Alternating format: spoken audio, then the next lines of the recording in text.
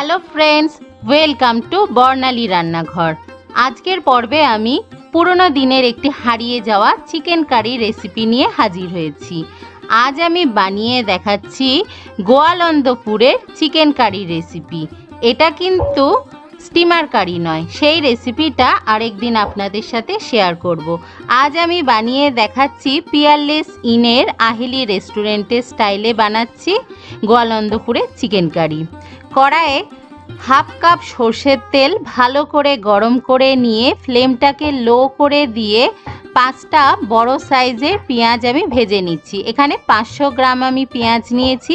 পেঁয়াজটাকে লো ফ্লেমে নরম করে ফ্রাই করতে হবে। দেখুন, লো ফ্লেমে একটু টাইম নিয়ে আমি ফ্রাই করেছি, হালকা কালার চেঞ্জ হয়েছে আর পেঁয়াজটা একেবারে সফট হয়ে গেছে।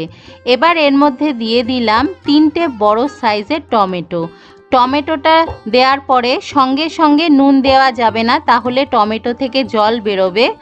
লো ফ্লেমে নুন না দিয়েই টমেটোটাকে ভালো করে ফ্রাই করে নিয়েছি। এবার এর মধ্যে আমি কিছু মশলা অ্যাড করব। পুরো রান্নাটা লো ফ্লেমে হবে আর রান্নাটা করার জন্য 2টো কড়ার দরকার পড়বে। এবার এর মধ্যে আমি দিয়ে দিলাম 100 গ্রাম আদা বাটা আর 100 গ্রাম রসুন বাটা দিয়ে দিলাম। লো ফ্লেমেই পুরো রান্নাটা করছি। আদা রসুন দিয়ে হালকা একটু নাড়াচাড়া করে নেওয়ার পরে এর মধ্যে দিয়ে দিলাম 2 টিস্পুন হলুদ গুঁড়ো, 1 টিস্পুন জিরে গুঁড়ো, স্বাদ অনুযায়ী লাল লঙ্কার গুঁড়ো দিয়ে দিচ্ছি। এবার লো ফ্লেমে একটু সময় নিয়ে মশলাটা খুব ভালো করে কষাতে হবে যতক্ষণ না তেল ছেড়ে বেরিয়ে আসে।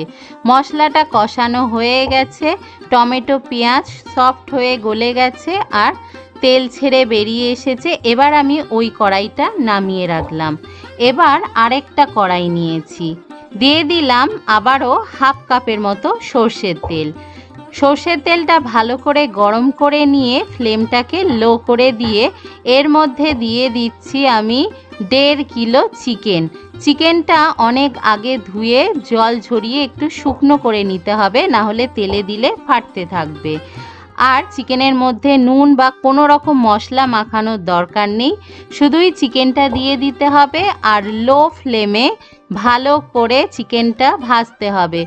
হাই ফ্লেমে দেয়া যাবে না, লো ফ্লেমে ভাজতে ভাজতে চিকেনটা অনেকটা সফটও হয়ে যাবে আর চিকেন থেকে জুস বেরিয়ে আসবে আর চিকেনের ফ্যাটটাও বেরিয়ে আসবে। দেখুন, চিকেনের যে ফ্যাটটা ছিল সেটা বেরিয়ে এসেছে, চিকেনটা ফ্রাই হয়ে গেছে, এখনও লো ফ্লেমেই আছে। এবার সেই আগের থেকে যে মশলাটা তৈরি করে রেখেছিলাম সেই মশলাটা এবার এই ভেজে নেওয়া চিকেনের মধ্যে দিয়ে দিচ্ছি।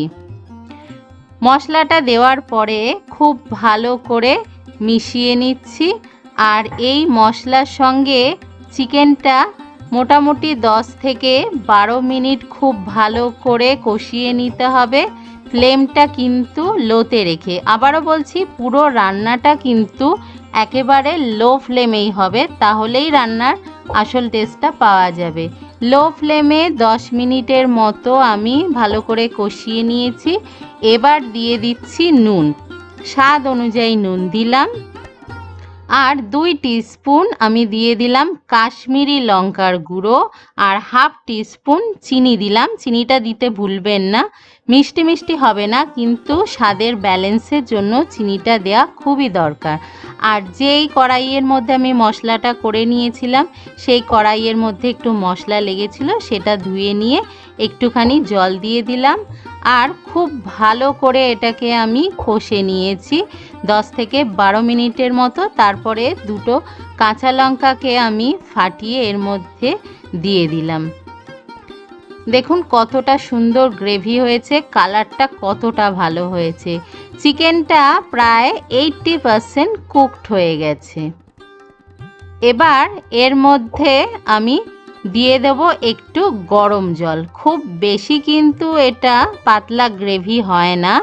আমি এখানে হাফ কাপ গরম জল দিয়ে দিচ্ছি, একটু গা মাখাই গ্রেভি হবে আর অবশ্যই গরম জল দিতে হবে। জলটা দিয়ে খুব ভালো করে মিশিয়ে নিচ্ছি আর ফ্লেমটা লোতেই আছে। লো ফ্লেমে ঢাকা চাপা দিয়ে আবারও 10 মিনিটের মতো রান্না করে নিতে হবে। লো ফ্লেমে 10 মিনিট রাখার পর ঢাকাটা সরিয়ে নিলাম। চিকেনটা খুব ভালোভাবে সেদ্ধ হয়ে গেছে আর হালকা একটু গা মাখা গ্রেভিও আছে। 1 টেবিল স্পুন গরম মশলার গুঁড়ো দিয়ে খুব ভালো করে মিশিয়ে দিয়ে ফ্লেমটাকে অফ করে রেখে দিতে হবে 10 মিনিট। 10 মিনিট স্ট্যান্ডিং টাইম দিয়ে গরম গরম ভাত, রুটি, লুচি সব কিছুর সাথে এটা পরিবেশন করতে পারবেন। পোলাওয়ের সাথেও খুব ভালো লাগে। রান্নাটা বানাতে কিন্তু খুব বেশি কিছু জিনিসের দরকার পড়ে না, খুব কম মশলাতেই এই গোয়ালন্দ চিকেন কারিটা তৈরি করা যায়। কিন্তু রান্নার প্রসেসটা একেবারেই আলাদা আর পুরো রান্নাটা কিন্তু আমি লো ফ্লেমেই করেছি। এইভাবেই কিন্তু রেস্টুরেন্টে করা হয়। অবশ্যই আমার স্টাইলে গোয়ালন্দ চিকেন কারি বানান আর আপনাদের কেমন লেগেছে সেটা আমাকে কমেন্ট করে জানাতে ভুলবেন না। নতুন বন্ধুদের বলবো আমার চ্যানেলটা সাবস্ক্রাইব করে পাশে থাকুন। দেখা হবে আবার পরের রেসিপির সাথে। সবাই ভালো থাকবেন, ভালো খান, সুস্থ থাকুন। বাই।